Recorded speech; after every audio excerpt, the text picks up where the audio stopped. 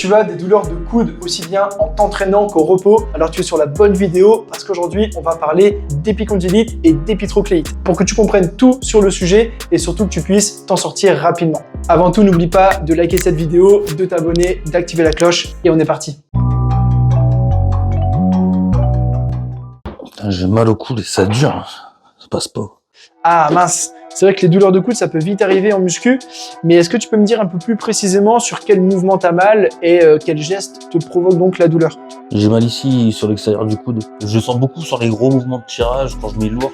Même à la maison sur le PC, quand j'essaie de taper, je sens que ça va me taper dans le coude ici.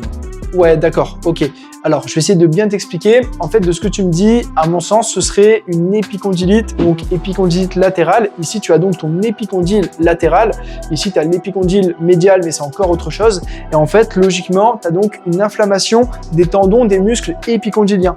Donc, ce sont les muscles que vous voyez ici, mais c'est beaucoup plus simple avec le schéma. Et donc, ce sont les muscles responsables de l'extension du poignet, de l'extension des doigts et de la pronation. Et donc, en fait, si les tendons sont inflammés, forcément, ça va te donner des douleurs sur les mouvements que tu me dis. Et justement, c'est un des signes de l'épicondylite latérale. Donc, logiquement, comme dit, ce sont les tendons qui sont inflammés.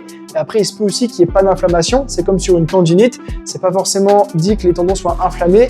Mais en tout cas, ce qu'il va falloir, c'est les renforcer pour faire en sorte que ça passe. Ah ok, je vois bien ce que tu veux dire, mais concrètement, moi je peux faire quoi pour régler ça?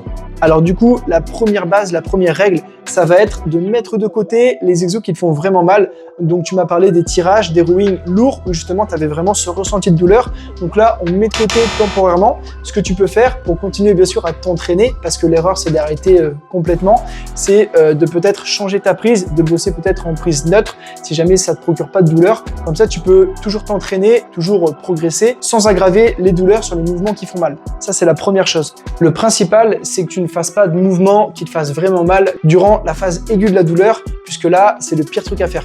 Et la deuxième chose, ça va être de faire du renforcement spécifique, donc c'est de bosser sur des extensions classiques que tu peux faire à un bras. Donc pour bien, tu peux te mettre à genoux et avoir le bras un petit peu dans le vide. Et l'idée, ça va être de démarrer sur de l'isométrie. Donc en fait, tu vas essayer de tenir cette position avec le poignet bien droit, bloqué. Et ça, c'est très bon pour renforcer le muscle évidemment, mais aussi et surtout le tendon. Ensuite, lorsque ça va mieux, donc peut-être une semaine après, ce que tu peux mettre en place, c'est du travail en excentrique. Donc là, tu gardes le même exo, mais donc tu vas venir contrôler la descente du mouvement sur 3 secondes et tu vas ensuite t'aider de l'autre main pour remonter et tu ne vas bosser que sur la descente du mouvement.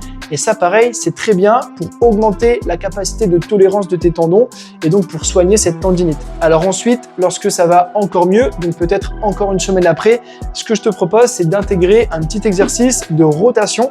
Donc là, pareil, on le fait à un bras avec un haltère et tu vas venir travailler vraiment tous ces petits muscles-là. Et ça va te permettre de te renforcer encore un petit peu plus dans un axe encore un petit peu différent. Et ça va vraiment t'assurer une guérison parfaite. Et du coup, je me repose ou je continue d'entrer? Si tu fais pas ça, faut pas s'attendre à ce que tu guérisses, puisque tout simplement, le tendon va rester faible et il ne va jamais être suffisamment renforcé, ni le muscle, par rapport aux contraintes que tu vas lui remettre par la suite. Si tu ne fais rien, tu vas désentraîner ton tendon et tes muscles. Et donc là, faut pas espérer, encore une fois, guérir, du moins rapidement. Moi aussi j'ai mal au coude, mais de l'autre côté, je fais quoi? Ah, ok. Et du coup, sur quel mouvement t'as mal? Est-ce qu'il y a des gestes en particulier? J'ai mal quand je plie le bras et que je tourne comme ça. En fait, sur cette action de supination, si jamais tu as des douleurs là ici, donc au niveau de l'épicondyle médial, donc là c'était l'épicondyle latéral, mais là l'épicondyle médial, qu'on appelle aussi l'épitroclé, du coup il y a fort à parier que tu as une épitrocléite. Donc là c'est une inflammation des tendons des muscles épitrocléens. Donc de nouveau ce sont ces muscles et je mets le petit schéma pour que vous puissiez bien voir desquels il s'agit. Ils sont responsables de la flexion du poignet, la flexion des doigts et de la supination. Comme dit juste avant, c'est une sorte de tendinite au final.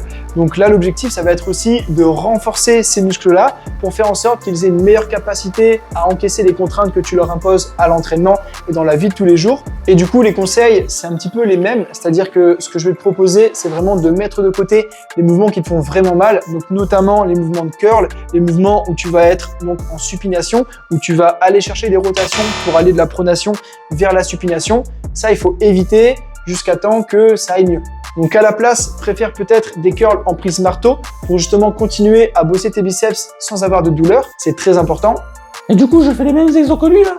Alors non, là c'est pas tout à fait les mêmes exos parce que du coup, comme tu l'as compris, on est donc à l'opposé du cas de figure précédent. Donc là, ce que je vais te conseiller, c'est aussi de bosser à un bras. Tu poses le bras au niveau du banc et en fait, tu vas donc effectuer un mouvement de flexion du poignet et bloquer dans cette position.